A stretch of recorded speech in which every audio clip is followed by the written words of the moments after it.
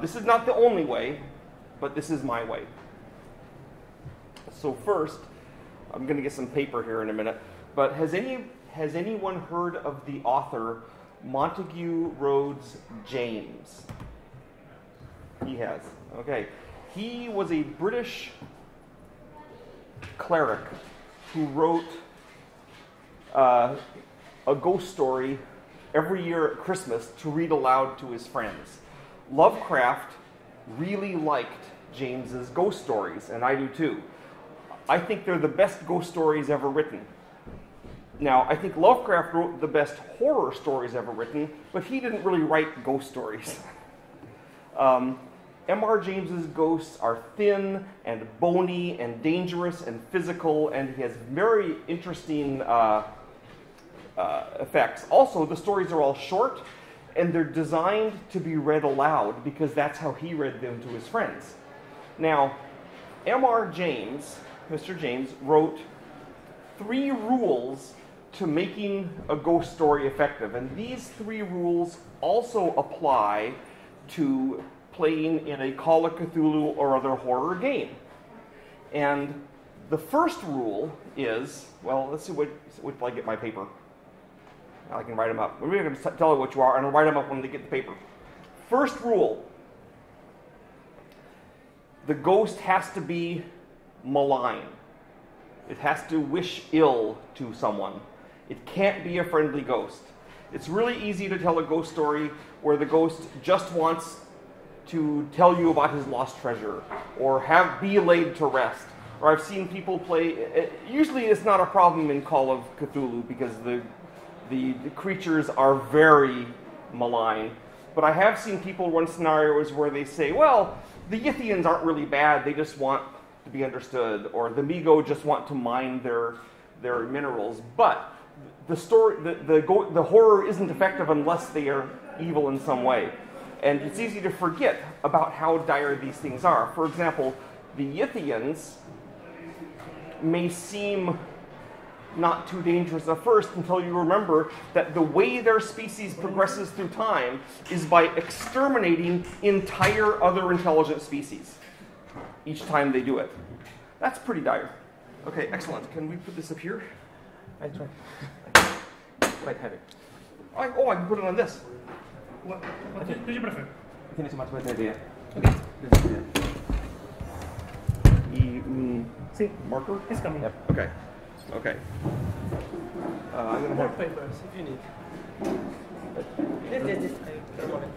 Or we actually, this might be better. Put it on here. Let's see. Will this work? Pero mejor el otro. El otro bueno. We have another one. I just want to be able to get to it. That's all. What are these for? What are these for? Oh, this is for later. No. Okay. For the interview? At the 13? Yes. Okay, so first rule. Sandy, you want here or is that? I want there. Okay. It's easier to reach. Yeah. ¿Qué aquí está el rollo de papeles? Guárdalo por ahí.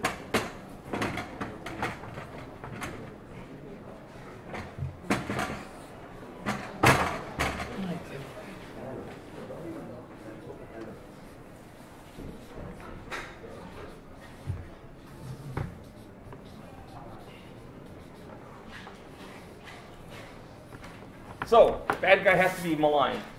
That's pretty easy. That's pretty low-hanging fruit. We can all handle that. Second rule. It must take place.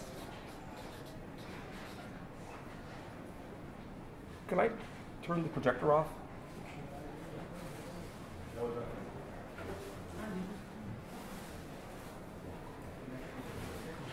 Can't turn off? I mean, sometimes I love having a projector. Okay, take place. It must take place. Look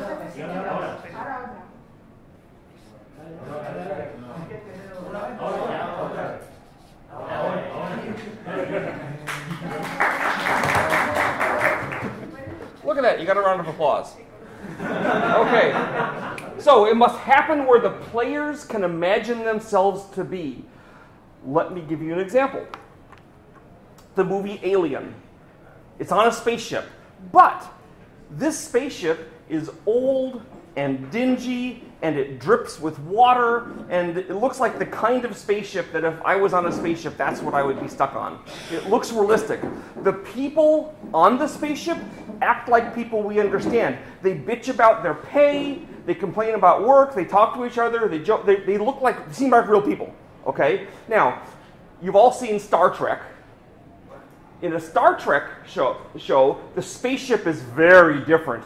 It's pristine, clean, all plastic and foam. The people don't act like people today, right? If you put the story of Alien in Star Trek, it would be very different and it would not be as frightening because we can't really imagine ourselves on a Star Trek spaceship with those people, okay? But we could be on the Alien one. So even though Alien is set place on a spaceship where we may never be, it still seems realistic, right? Another example is The Thing by John Carpenter. Okay? It's in Antarctica. I've never been to Antarctica, but the way the people act, the way they do things, it seems realistic. I could be there. So, it's sometimes people try to set their adventures somewhere far away where nobody would ever go, just to get them isolated. It's better if you put it where they could imagine themselves. Okay? This is one reason that usually when I run Call of Cthulhu, I actually do not run it in the 1920s.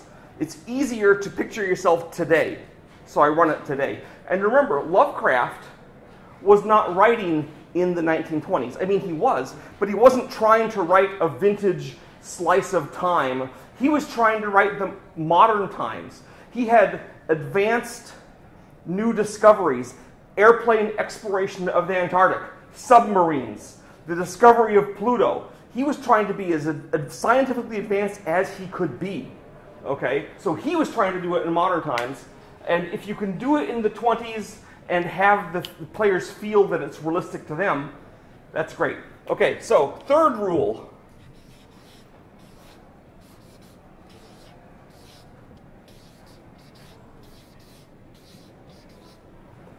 And this is a weird English word. Anyone not know what jargon means? Someone that does know it, explain it to someone else in Spanish.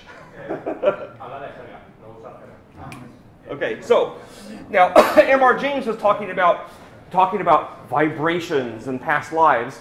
In the case of Call of Cthulhu, the way to avoid jargon is you don't bring out the rules except as a useful tool. For example, let us say someone your friend's bloody severed head falls out of the chimney in front of you. You could say, "Oh, it's your friend's head. Roll a sanity check." Or you could say, "Your friend's severed head rolls out of the thing. It's terrifying." Then sit there. The player may think for himself, "I better make a sanity check." But then you say, "Oh, and also make a sanity check." The point is not that you make an insanity check, but that it's scary. If you say, "The monster claws at you and rips a big gouge in your shoulder," and that's 6 damage, that's much better than just saying, "The monster attacks, 6 damage." You're trying to and then the player thinks about, "I've got a gouge in my shoulder, it hurts," that might hurt him later on when you're trying to do something, muscle up the stairs. So you're trying to put the action first. Now, the rules are a useful tool, but they're a tool. So you want to use the action first and avoid just talking about the rules, okay? It says, you use all your strength to push the wall open, and then that's obviously a strength check, but you're emphasizing your shoulder really hurts because it was clawed by the monster earlier. So try to avoid the jargon. So these are 3 rules. And now, bearing in mind these 3 rules, we are going to do a horror scenario with the Sandy Petersen way. And the way we're going to do it is we are going to build a horror scenario together right now with all of us. And when you walk out of this room, you're going to have the outline of a horror scenario that you can run for your players, assuming that you are a keeper. If you're not a keeper, then it'll still be a cool horror scenario that you can tell as a scary story to your nephew or something, or your nieces. Okay? So, I like to pick out 3 things and then use those to build the scenario. So first, let's have a setting. Now, the setting could be a place, like on a glacier, in the sewers, in a castle, in Córdoba, Okay, it doesn't have. It's at the World's Fair. We have to pick a place. Okay, and I'm going to pick someone. I'm going to pick you in the pink shirt, and you're going to give me a place. What's our setting?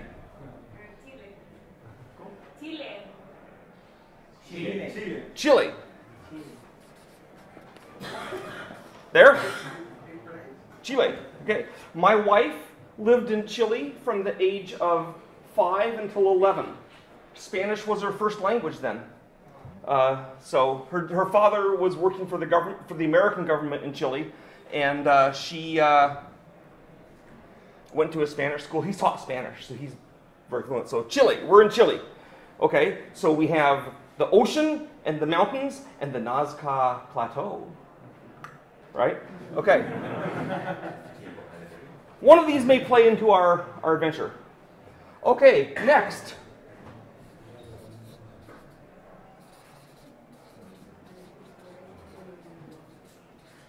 Did I spell that right?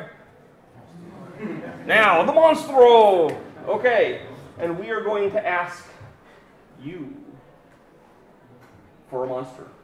A bad guy.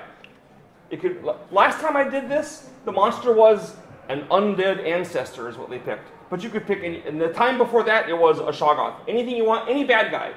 Cthulhu, a zombie, a werewolf, a Amigo, whatever. You pick a bad guy. Vampire.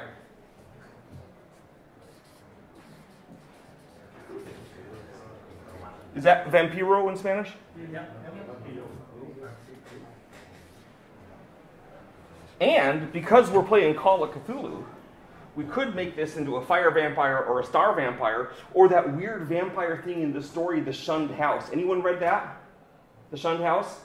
So that's a real house, and I've seen it. I've been to that house.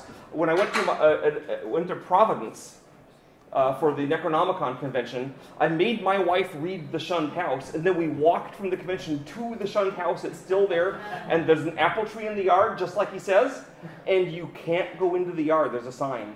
No one allowed in French. So the house is there. So if you ever read the story, The Shunned House, it's kind of a vampire, but it's a Lovecraft vampire. It's really strange. It doesn't drink blood, okay, but it's bad. Okay, so and third is I think very visually. Okay, so when I'm doing an adventure, this guy here keeps slipping off the edge. Why don't you move your chair over there so that I don't, you can see me all the time. Okay, because it's making me feel guilty that I wander out of your line of view. Okay, so when I do an adventure, I think of a scene from a book or a movie or some source, and then I try to fit it into this thing somewhere. It might be the climax, it might be the start, it might be in the middle, but some scene. Okay? It could be Frodo throwing the ring into Mount Doom. It could be a sword fight on top of a dirigible like that terrible Three Musketeers movie that came out a few years ago. Oh, woo! That stank. But they had a scene, okay? It could be a scene from a story. The last time I did this, the scene they picked was burning the Velveteen Rabbit from the story The Velveteen Rabbit, which you probably don't know. It's in English. You know that story? It's a story told from the viewpoint of a stuffed toy. It's a kid's story. But the stuffed toy comforts the kid while he's sick from scarlet fever, and then the kid gets better, but then they have to burn the rabbit because it's full of scarlet fever germs. So that's the end of the story. Okay, so scene from a movie or a book or a story, and I'm going to pick someone, pick that scene, so be thinking, and she's way in the back trying to hide in the black shirt. Yes, you. So, no. In the jacket. Pick us a scene. And if it's in Spanish, someone translate for me. Okay, it's about vampires, so I choose... It doesn't have to be about vampires. Okay. No. Any scene. You can say, oh, I want the scene where Gandalf falls into the crack. Or you say, I want the scene where Luke Skywalker finds out Darth Vader's his dad. I don't care what the scene is. We're going to use it in our scenario. Okay. Okay? The wackier, the better. It can be from a kid's story. It can be Pinocchio. Pinocchio and the Blue Fairy. Okay.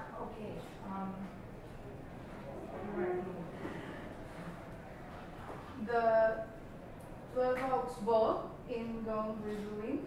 Which one? Which? In the 12 Hawks ball. Oh, the ball. The ball. Okay. 12 Okay. Hawks and Gone with the Wind.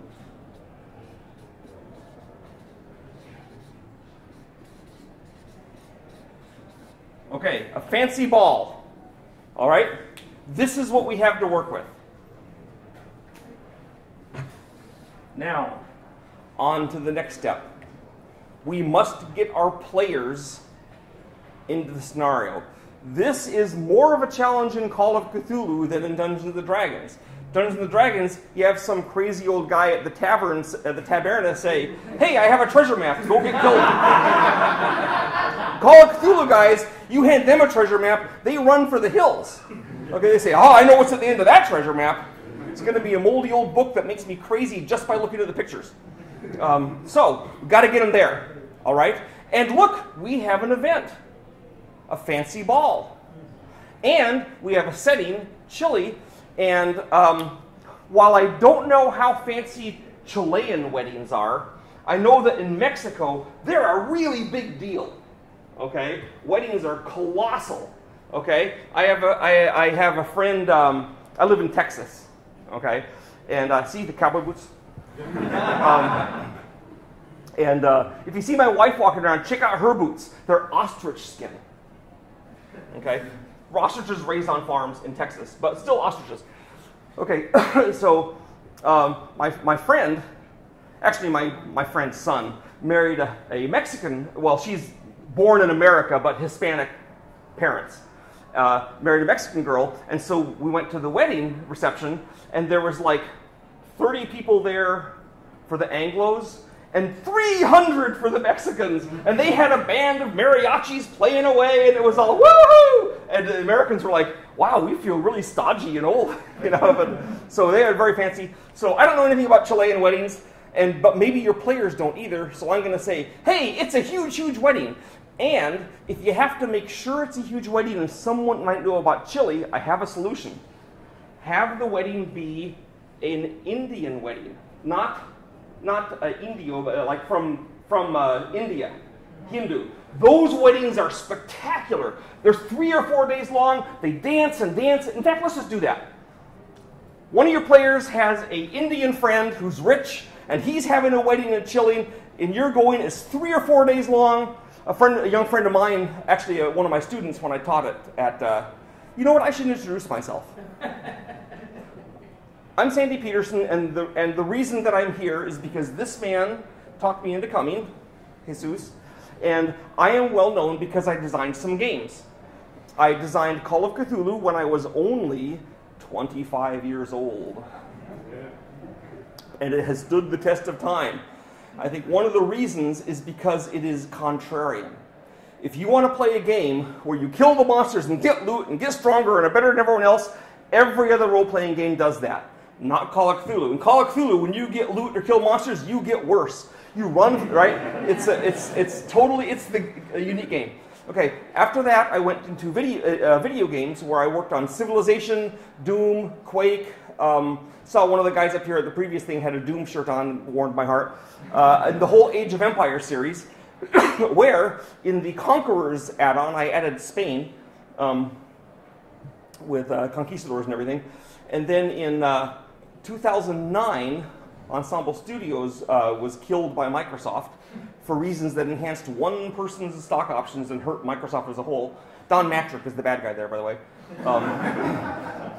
I don't think we'd never sold less than 1 million copies of any game we made, so I don't think it was good for Microsoft stock to fire us. But that's okay because I went on to do other things.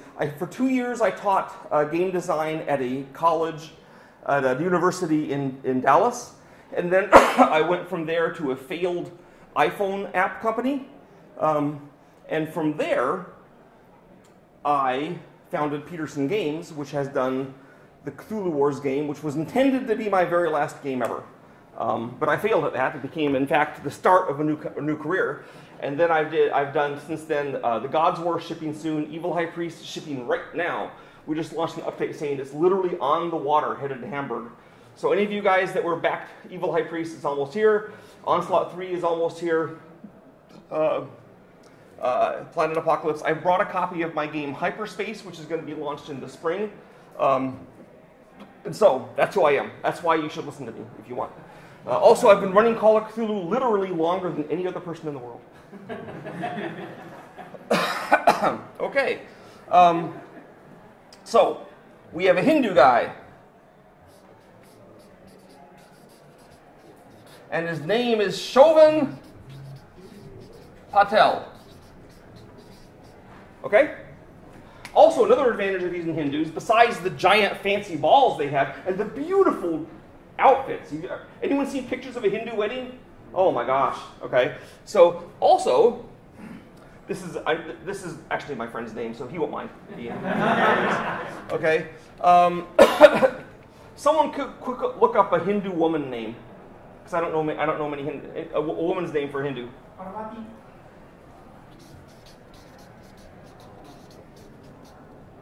Parvati. We don't care what her last name is. It's going to be Patel pretty soon. Okay.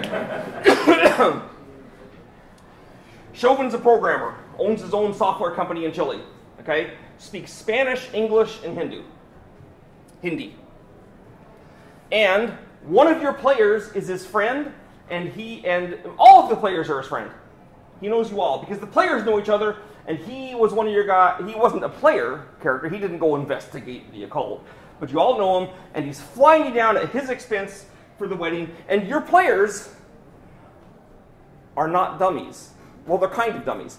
They're not so dumb that they don't know that you have something up your sleeve. They know this is going to be a scenario. Okay? They don't know what it's going to be about. But they are too dumb to get out of it. So we're going to get them there. So now, they're flying to Chile for the fancy ball. The marriage of Chauvin, Patel, and Parvati. And when my friend Chauvin actually got married, there was 3 days of celebration. Day 1. Dancing. And feasting. Okay. I'm still not sure where the vampire comes in, but it's going to come in. Okay? They go to the ball, and the players are going to expect something to happen when they first walk into the ball. Okay? So the question is, should we do it then, or should we wait till that night? And you can tell us. When they first go in, we can have something, or we can wait till that evening, at night. The first time they enter the way. First time they enter, something happens. What would be an exciting thing for the players to do that first time they enter? Let us think. Ooh. Has anyone seen The Fearless Vampire Killers? By Roman Polanski. I will never watch anything by Roman Polanski ever again because I think he's a bad man. But I did watch that movie back when it came out. And there's a fabulous scene in it, which, remember, I think about scenes where they're dancing the big waltz in the middle of the hall. And the heroes are the only people visible in the mirror because everyone else is a vampire. Okay? So we can pull off on that. We can have the players go into the dance. Now, this is a Cthulhu scenario. Okay? It's not just a regular vampire. As a Cthulhu vampire, he's not going to care if you have a cross. Okay? He's totally an atheist, right? I mean, all the Cthulhu cults are atheist cults. The worshippers of Cthulhu don't do it because they think there's an afterlife or a theology. They do it so when Cthulhu rises, they can kill everyone, right? The people that worship. Right? So let's go on. So let's say, okay, so dancing, and so I think that instead of just seeing someone missing from the mirror, they see someone's true form. Okay, and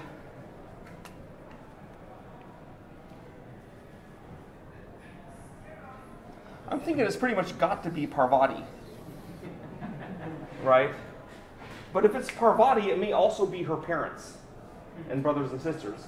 Okay, now I'm going to posit here. I'm going to say, okay, so Chauvin met Parvati here in Chile, fell in love, wants to marry her. Most of her family's still in India, and they're not quite as wealthy as he is. It's not exactly clear why he agreed to marry her, because like they would want to marry someone rich. Now, I say this because my actual friend Chauvin was in love with an American girl, and they were engaged. And just before the wedding, his family made him break off the engagement, and then he got engaged to an Indian girl who I'm sure he loves and is married to. But the family made him break it off because she wasn't rich enough and she wasn't Indian. So the family has a lot of power over you in India. So I'm saying that his family could have stopped this, but they didn't. Okay, so I'm going to posit that all Parvati has here is her parents and herself, because there is no one else in her family, because they're all dead or monstrous. And when the players talk to Chauvin about where's Parvati's folks, and he says there's only those two. They're going to wonder about it, and they're going to find, as they go through the dancing and the feasting, they're going to explain that they tried to get Parvati's many brothers and sisters and cousins and uncles and aunts. They were going to fly them all over, but none of them could make it. They were all had something, or they had something. There was some reason. So there's only, that's actually a suspicious thing. That gives the players a clue to work with. Okay. Now that points them right towards Parvati and her mom and dad. But that might not be a bad thing, because we have the advantage that he can't go to Chauvin and say, there's something wrong with your girlfriend, okay? And I'm thinking also that because Parvati is able to marry Chauvin, even though she's not rich and doesn't have a big family, that there's some kind of mental effect or cloud they've cast over Chauvin's parents and over Chauvin. So he cannot listen to you because he is under her sway, okay? Now, what I'd like to think is, at this point, I'm wondering if this is some kind of, let me think. Well, it's not a fire vampire, obviously, right?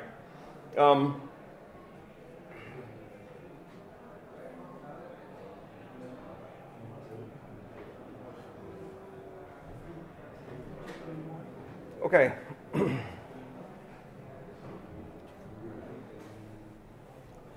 Who has read The Shunned House? Only one person. Okay. In The Shunned House, the monster is buried underneath the house, and it's sucking the life out of the people. Okay? It does have a mental effect on them. I think that we are going to deal with the same kind of monster here. Okay? And that Chauvin, okay, he's rich, he owns his own software company, he's the president and main programmer, and when he went, and obviously he would buy a nice big house in Chile. That's where the monster is. It's under his house. And furthermore, now the monster in the Shunned House, I guess this is a spoiler, but it's big. Okay? It's not small. So I'm going to posit that the monster under the foundation has mentally created these three people out of its psychic power to keep the people, to draw all the people to the house for the big celebration. And when they're all there, it can suck them all dry and get so much power it can apotheosize or something. It do something bad that the players hopefully will prevent. Okay? So this means that in fact, there is no Parvati, there is no mom and dad, there is only the monster's will, and when you touch Parvati, you are feeling telekinetic force from the monster in the shape of Parvati trying to make you think she's there. That's why you can't see them in the mirror. Okay? The effect is on your head.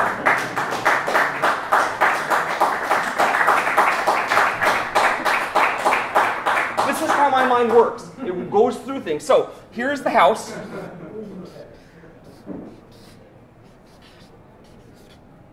And underneath is not that human anymore, is the thing. The Nameless Thing. By the way, it's a fabulous story. You should all read it. Okay, Shunned House. The Thing. So, it is created them out of its mind power. It's maintaining them. The players are dancing in the main hall. They're all full up with papadoms and curry and yummy things. And they look in the mirror, and Parvati is missing. And what I would say is that only one player notices it.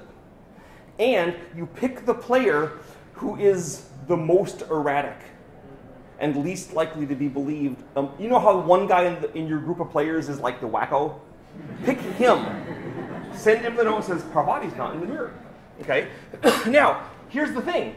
The monster obviously has the power to make Parvati visible in the mirror to you because it's just a mental image. It just didn't think of it. So, when the players start talking about it and discussing it and pointing towards the mirror, the monster goes, oh, right, the mirror. And so, what they will see in the mirror when they all start looking at it is Parvati go, now she's there. Right? Because it can make that appear. Now, it may not be a perfect appearance. Like Parvati's back might be to the mirror, but it shows her front in the mirror. You've all seen that effect in a scary story, right? So, so there's something weird about the mirrors. Hopefully they'll think it's the mirrors. Okay? But it's not. It's the thing. Okay, so that night, the partying's over. Hindus party pretty late, but not as late as Spanish. Man, you guys eating dinner at 11 o'clock at night, that's killing me. Okay. Speaking of which, just a note, after this I have a interview here. Then after that I'm going to go to lunch. So if anyone wants to find a lunch place with me, then... okay, so dancing and feasting, night 1. Any players worth their salt are going to investigate, right? Luckily for you, okay, so first off, Chauvin's not going to believe anything you say because he can't. He's physically unable to believe it because the thing has got him in its power. Because he's been living in this house for months. Okay? His parents are living in the house with him. They're under his control. They can't do anything about it. His uncles and aunts, they aren't under his control, but you know, I mean, they can't. What are they going to do, right? All they can do is talk to mom and dad, and he's going to say, "No, we love those people." Okay, so they can't go to the library and investigate the history of the building because it's night. Okay, everyone shows asleep. What could they do? They could go wandering around the house. They could try to sneak into Parvati's room. I'm thinking if they sneak into Parvati's room, she's not there because the monster doesn't. If it doesn't need to keep her appearance up, he doesn't bother, right? I think he just forms her every morning or when he needs to. Like, for example, when Parvati says, oh, I have to go to the bathroom, and she goes to the bathroom, but turns her off when she's in the bathroom, and she's not there. Then he waits 5 minutes, turns her back on, she walks out, right? It's very convenient for the monster. And also, something else that might be really fun. I like the idea of the monster being kind of naive about humans. It's smart, but it doesn't really understand everything about humans. Certainly, it's never met, it never has known a Hindu before. It's something from years ago. It took a long time to get this big. Living in this barren old house, eating one person every couple of years, to a family every decade, and now it has a chance for 1 million billion people. It's really excited. Not 1 million billion, you know, like hundreds of people at once is really good for it. So I think at this point, the monster is going to pick up on said, ooh, there should be more members of Parvati's family. So, suddenly, Parvati's family shows up out of nowhere.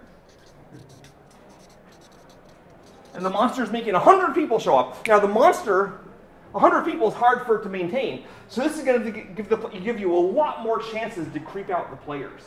Because they might notice that several of her uncles all look the same. And one of the aunts looks like an uncle, except it's a girl, because the monster's just repeating, just doing copy and paste, you know? And sometimes in the mirrors they all look like the same person, or they look like a blank faceless thing, or they don't appear. Some of them, he forgets for some of them to have a shadow, you know. Some of them maybe he forgets to put pupils in the eyes. You know, they all have things. A lot of them have things wrong with it. 100 people is hard to maintain, but he's got 100 people, and also the players are going to go, where'd these people come from all at once? And mom and dad suddenly remember, the day before they said, oh, her family couldn't come. But today they're going to remember, oh yeah, they were all going to come today. Okay? And he's going to say, but you said yesterday, oh no, I didn't say that. Because they don't know, because they're under the mental control. Because Chauvin and his folks are completely under the control. And all the servants in the house are under the control. So your hope is, you've got, now, one of the things you always want to have in a Call of Cthulhu scenario is victims. Someone who can die. Okay? And boy, do you have them, because obviously there's the player characters that you can kill off, but you also have Chauvin Software Company. They're all going to be at the party, and they aren't under the monster's sway.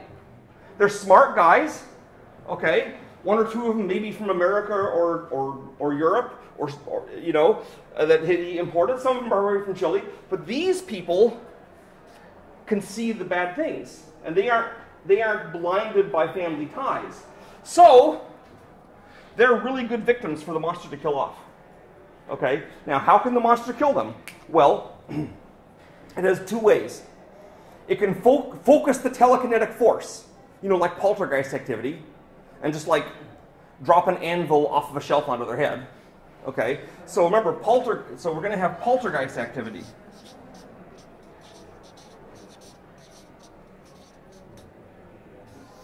Okay, it can have one of its imaginary people attack and try to kill it. Now, the person maintaining the shape and form of a person with a telekinesis might not be as strong as a real person. That might be actually one of the clues. But maybe it can still push a guy off a balcony or fire a gun. That doesn't take much force, right? Pick up a gun, carry it in there, shoot him. Okay. The police come in, carry off the relative who shot the software guy. And then once he's in the cell, he's gone. You didn't need him anymore. Okay, right? The other way he can kill them now normally what he does is he drains a little energy from people at a time over the course of days until they're finally so drained that they get sick and die, or they commit suicide, or they go insane. Okay? But he can focus it and do a bunch at once. Now that's inefficient. He probably only gets 10% as much energy out of it as he starts out. But he can do it, and it will dissolve the person. The person literally crumbles and dissolves. Okay? And so he can use that to kill someone. But if he does that, he's got to do it when a player's looking, right? We want the players to see that and take a sanity loss. Okay? So the monster is, and it may not be accurate. Like, to the monster, every human kind of looks the same. So if you have the players talking to a bunch of software guys, to a software guy, and it might be trying to get one of the players, but it misses and gets the software guy, or if you get one of the players, if there's a player you kind of want to get dissolved, you can do that. So this day, during the day, the monster is trying to make the fake family. The players are going to see all kinds of things wrong with the family, and you can make up your own things that can be wrong to get them worried. And of course, if the players try to get one of the family members aside and question or kill him, they aren't real. If worse comes to worse, the monster turns it off and that family member goes, boop. And that's going to be exciting to see for the players. Okay? Especially since I think they just don't go boop like that. I think they go like, you know, and dissolve away. First the skin goes, then the muscle, then the bones start to crumble, then there's nothing. Right? Okay, so maybe the clothes go first. So if it's a pretty girl, the players have a little fun. Whoa, a pretty, then she dissolves away. Okay, so has anyone ever seen the movie The Monster Club by Vincent Price? In this movie, there's a scene. They go to the Monster Club, which is a nightclub for monsters, and there's a stripper. So the stripper takes off her clothes, then takes off her skin, then takes off her body. She's a skeleton, and the monsters go woohoo because it's right? So I'm thinking something like that. So during the day, there's the Parvati's family. They can investigate. They can research the house, and I leave it to you to figure out what clues there are about the history of the house. I'd suggest that the house has been there at least 150 years, and that over that time, people have periodically died or got sick in it. And they aren't just dissolved usually, they're just like weakened and sick. So they all seem like natural deaths. And if they do more research, they're going to find out that back before the house was built, the native Indians knew this is a cursed place. So this thing could be an Indian ghost. Another reason it doesn't really understand Hindu society. And it's kind of, maybe it's kind of confused by the fact that they say they're Indians, because like, I'm an Indian, and they aren't the same, right? It's like wrong Indians, okay? And I think that during the night when people aren't looking, that's when they're going to try to kill the players and the people they've told.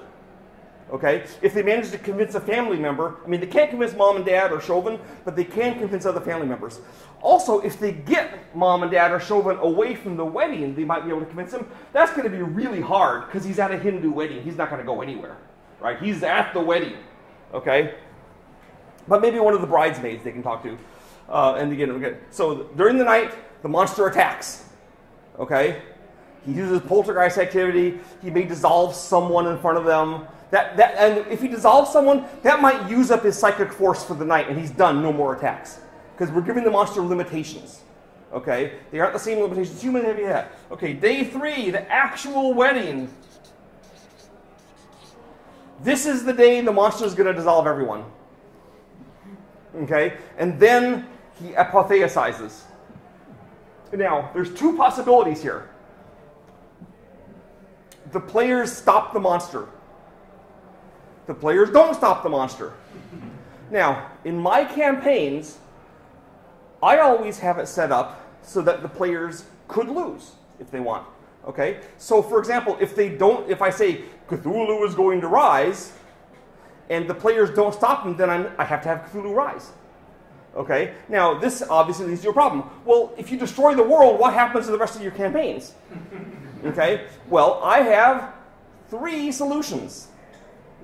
1, someone else stops him, but it's someone that is a problem for the players, that sets up a new situation. For example, in my story, in my campaign pack, Shadows of Yog-Sothoth, clear back in 1982, at the end of that, I say, what happens if Cthulhu rises? One of my solutions was a group of Nazis stops Cthulhu from rising. And then, right, and of course the players aren't going to be happy about that. It's better than Cthulhu rising, but it's still not good, okay? So you could have, so another thing, for example, you could have rival cultists or deep ones or something swap if you just can't stand having them rise. Okay, second option is, well, this monster isn't going to destroy the world, okay? So it could simply succeed and eat everyone in the party, but then what does it do? Well, we haven't defined what it does. So we have a choice. We could have it be something really, we can just say it dissolves everyone and rises into the sky and goes into the stars. And the whole house crumbles in it and they say it's an earthquake. What a tragedy. 300 people dead at a wedding and an earthquake up in the hills. There's earthquakes in Chile. It's in the Ring of Fire. You all know the Ring of Fire? The Ring of Fire. On the Pacific Ocean? Yeah, it's part of the Ring of Fire, right? By the way, in my new scenario pack from Chaosium, Sandy's Abominations, which is a bunch of scenarios that I've run at conventions. One of the scenarios is partly about the Ring of Fire. It's the end of the world and the Ring of Fire is unscrewing. So it all acts up. And the players are in British Columbia at a place where the dead are rising. So just, just to mention that. So, or you could say, ooh, I want something more spectacular than the house crumbling and 300 people dying. I want it to rise up to 300 feet high and rampage through Valparaiso, destroying everything.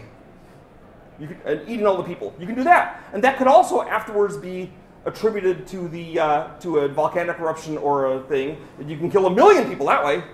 Okay? And the players really have failed in that case. Okay? But you can do whatever you want. So that's the thing. That's what they're trying to stop.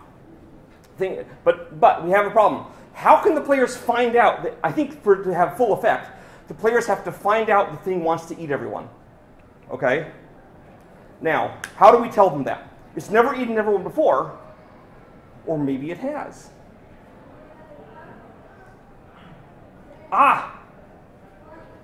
Simple enough.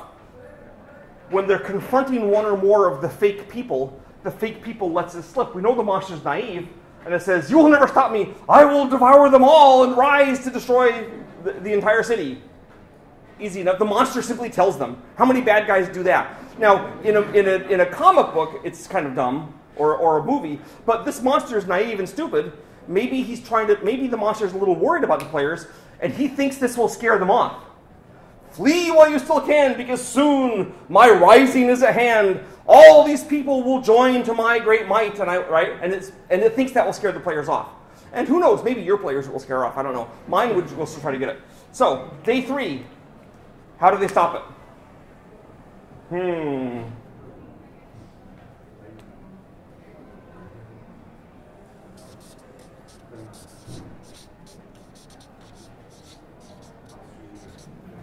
Well, there's 2 solutions to how they stop it. Here's how I usually do it. I let the players figure it out. I say, I gave you a problem, not a solution. You figure it out.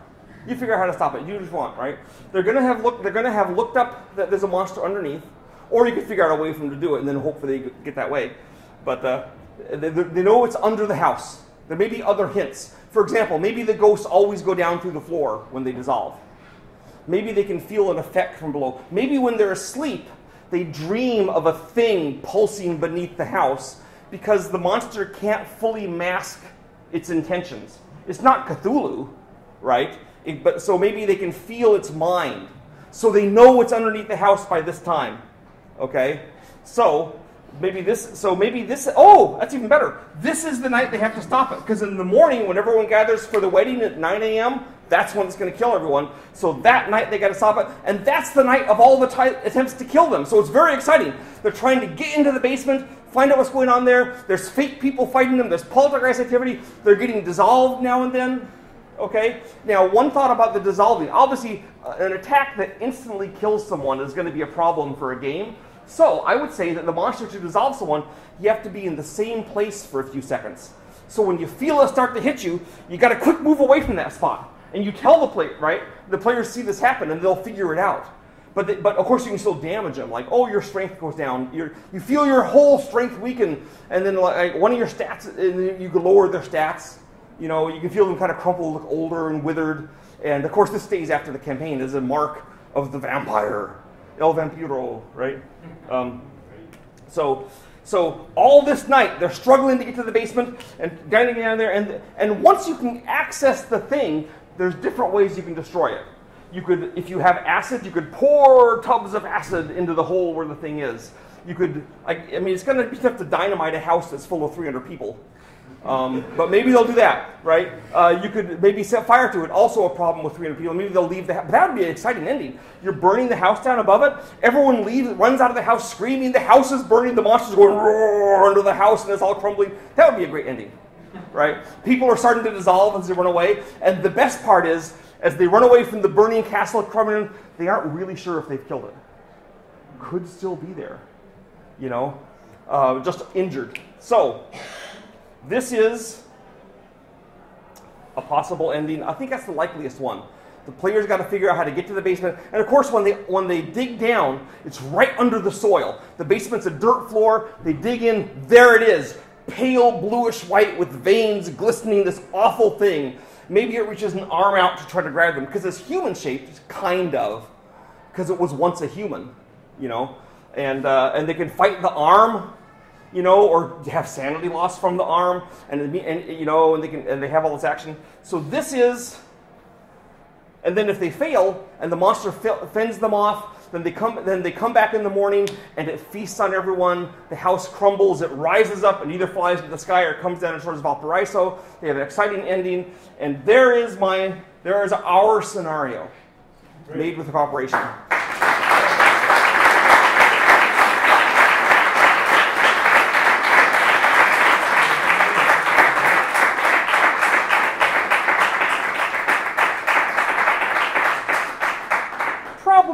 Take maybe 2-3 evenings to play.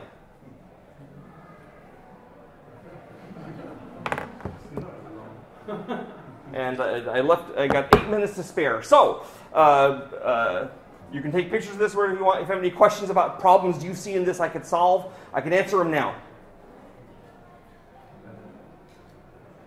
What about cameras? What about them? Monster reactions to them as well? Ah, yes. I would say that since the monster can't make them appear, because they're only a mental image, that they won't show up on photographs. But if the monster sees that a bunch of people are looking at a blank photograph, it could try to make a thing on that photograph for a little bit. Okay? It probably also has the power, because it photographs a physical thing, to actually change the image so it's there permanently, if it knows about it, but it might take it a while to figure it out. So it might be one of those things where at first no one sees it, then after a while, when it works out how to make your iPhone make the image appear, then it appears. And it might have to do that by draining one of the software guys. That would be cool. It drains a software guy, and then it can affect your camera phone. But not until then. Huh? Okay? And we can play this into other things.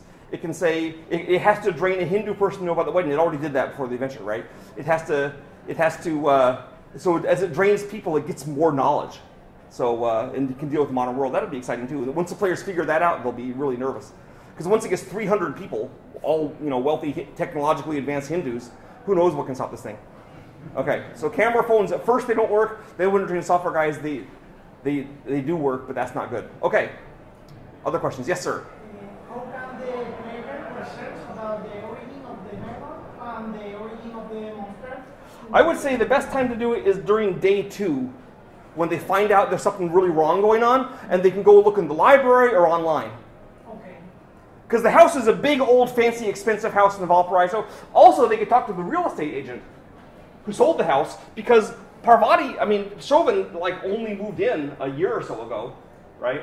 But if there is in a Hindu wedding, there will found quite difficult get out to ask a civil servant about the origin of the matter. Yep, it's going to be hard.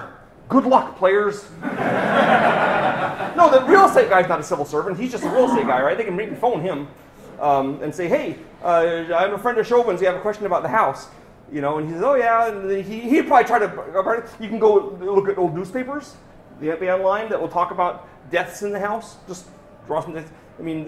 This is a good chance to use modern technology to your advantage. The players can find it out while still being in danger.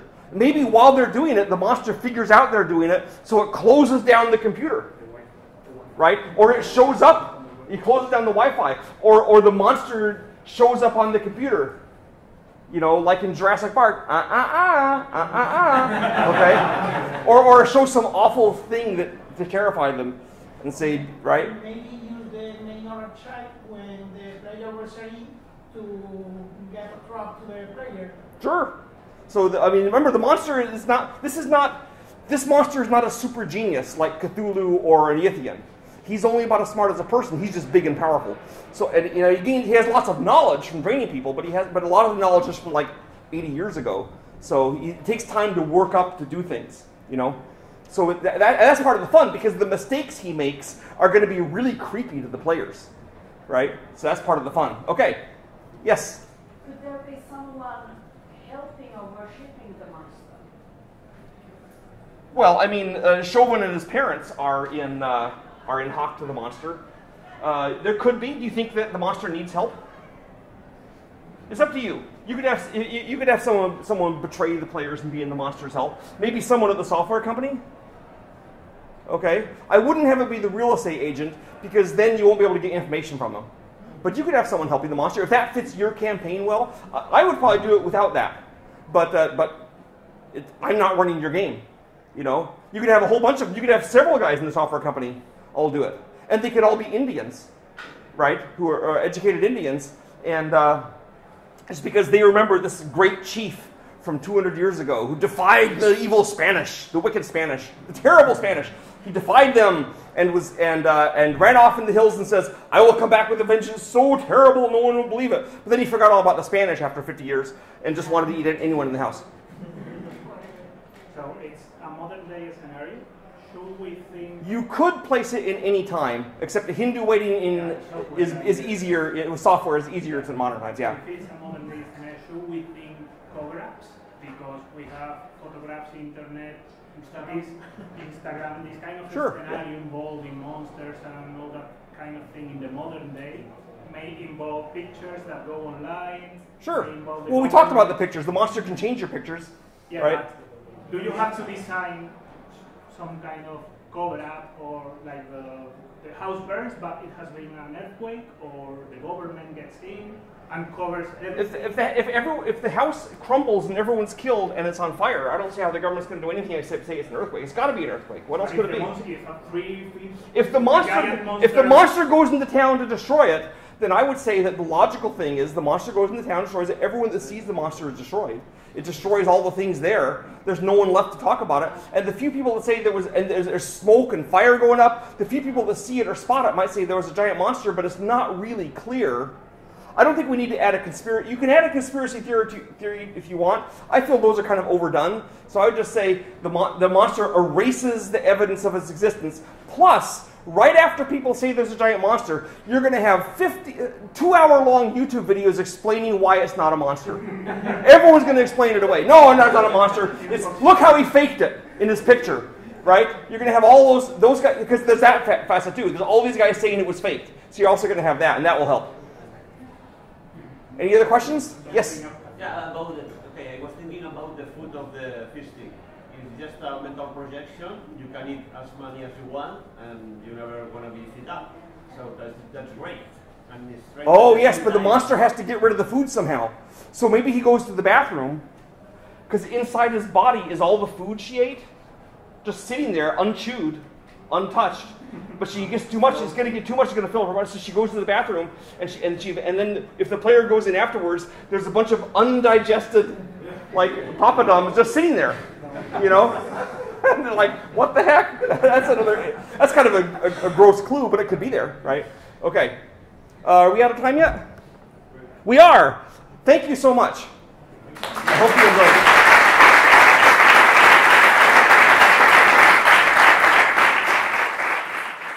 Vídeo patrocinado por Juegos de la Mesa Redonda, tu tienda de juegos de mesa online.